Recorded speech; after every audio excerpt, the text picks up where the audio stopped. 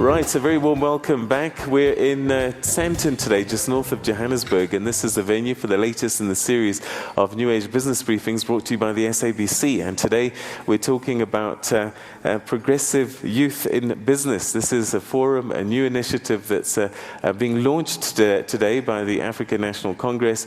And just before the break, we heard from representatives from the party and also from business and government talking about how they see this platform and this forum working.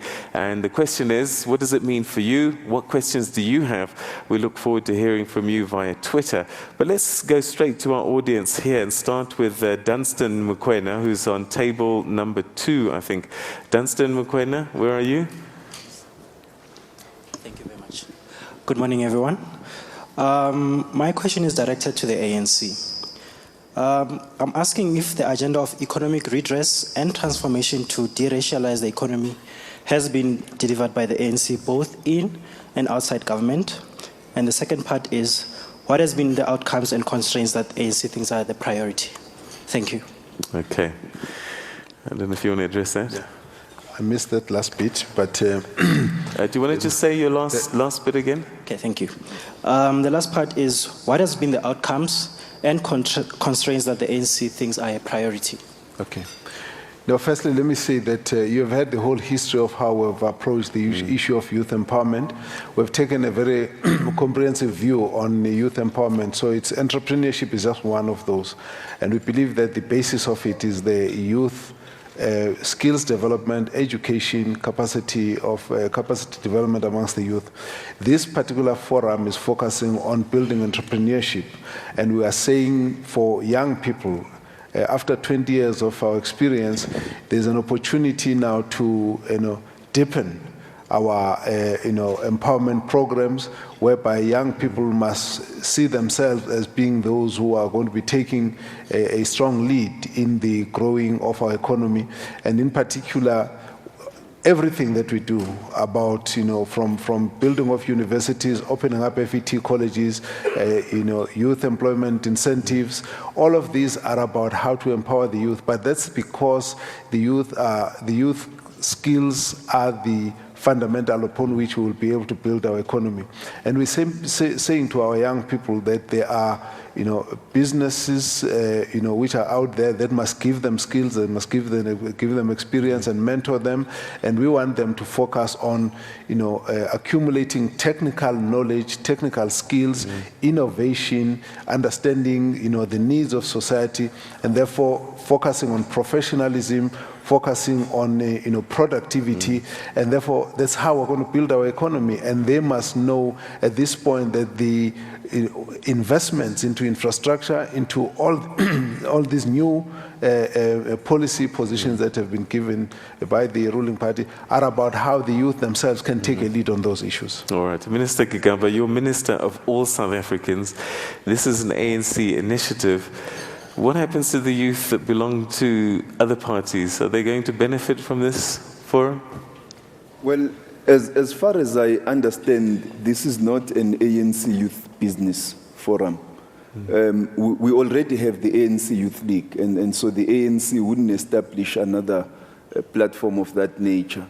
This is a progressive youth in business forum, which means these are young business people who've got progressive views about what we need to do in order to grow the South African economy. And any young person can join, so long as they are interested in being industrialists, in being entrepreneurs, in taking advantage that this democracy has created, and not being denialist about what we have achieved over the last 20 years.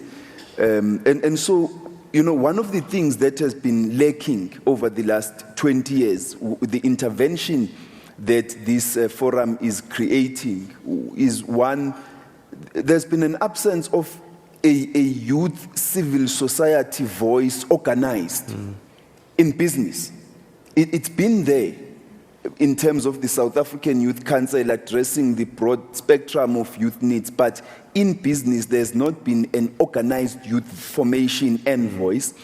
But secondly, because of that, we haven't had programs that are packaged for young people, set aside in terms of what government does, what state-owned companies do, what the private sector does, that are just earmarked and targeted for young people.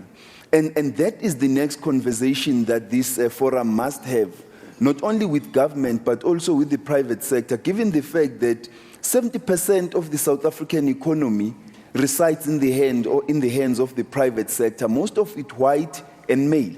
And so they need to have this robust engagement with all of these sectors, which is going to make all of us uncomfortable, but which is going to draw our attention to what we need to do in order to address the needs of the youth, because I believe it's in the subjective interest of our country that we should invest in youth businesses, not just young businesses. I'm young, but I'm not youth. Okay. But we need to invest in youth businesses that are going to be here for the long haul. This is where the next cadre of South Africa's industrialists is going to come from, among youth.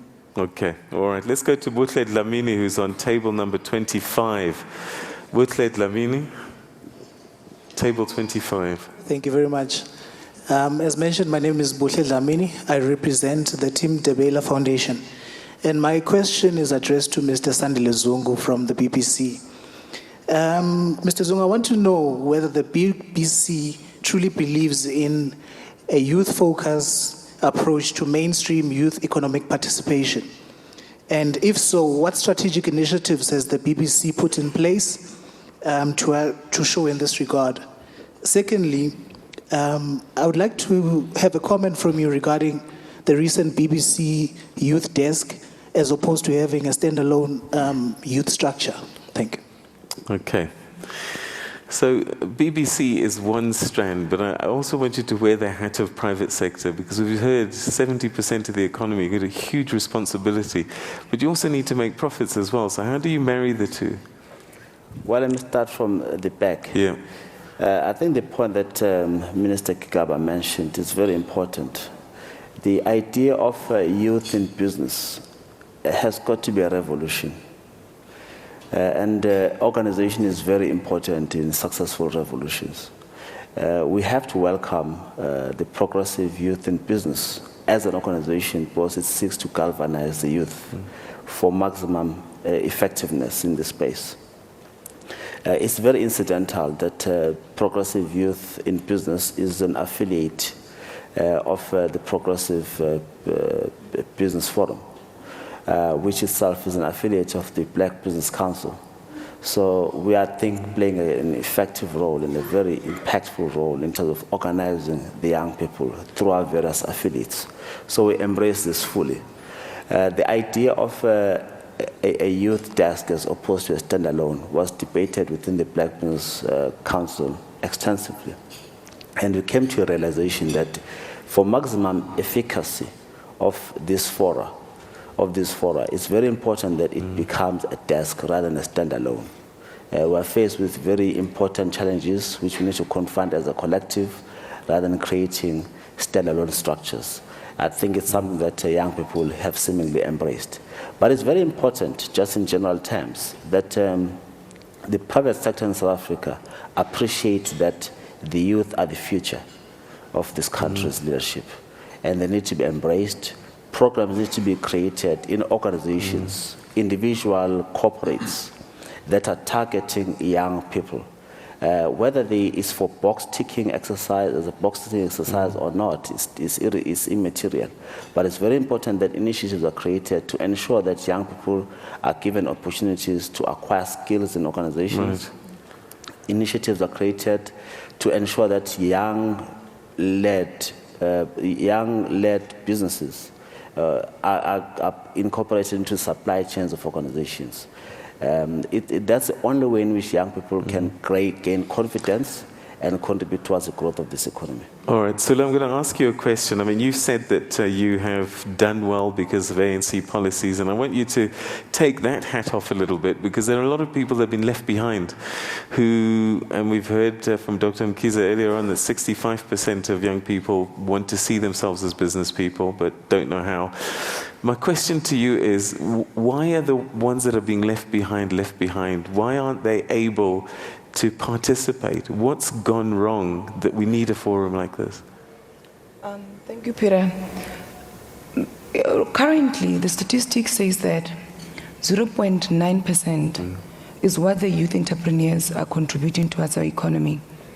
And it is, and it has been a very great challenge.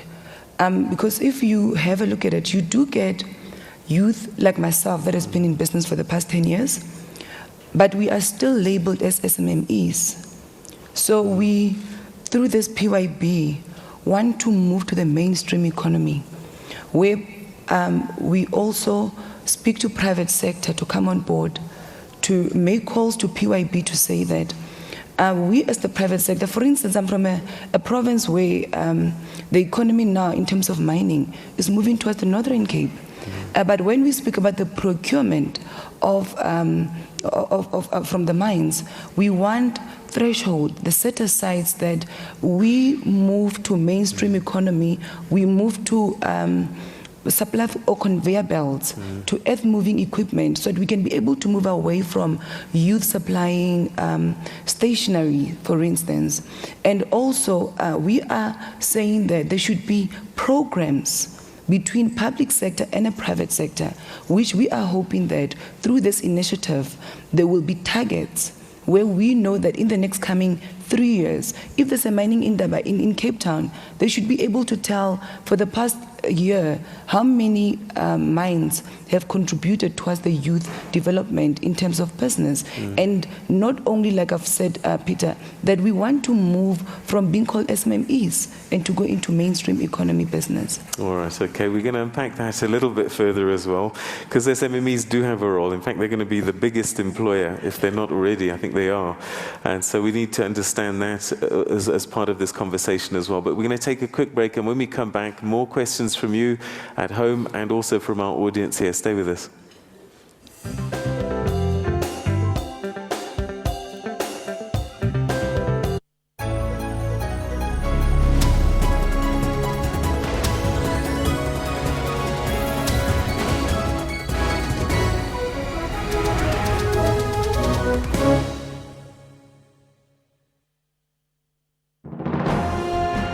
Zoom into Africa. This is South Africa. The president is Mr. Jacob Zuma. South Africa got independent on 27 April 1994. The population is more than 50 million people. One of South Africa's major languages spoken is English. The monetary unit is in rands.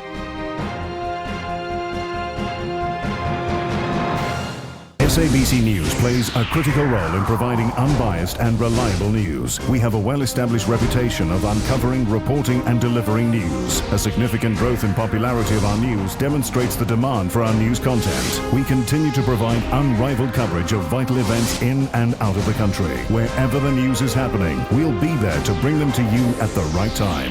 No one has the news covered like SABC News. We lead and they follow. SABC News, Africa's news leader. A very warm welcome to you at home. This is Afro Showbiz News, the show that brings you all things art and entertainment from around the African continent. Tunisian rapper Ben Ahmed, better known as Clay BBJ, has been released after spending 2 weeks in prison. The arrest came after he was accused of insulting security and violating public morals.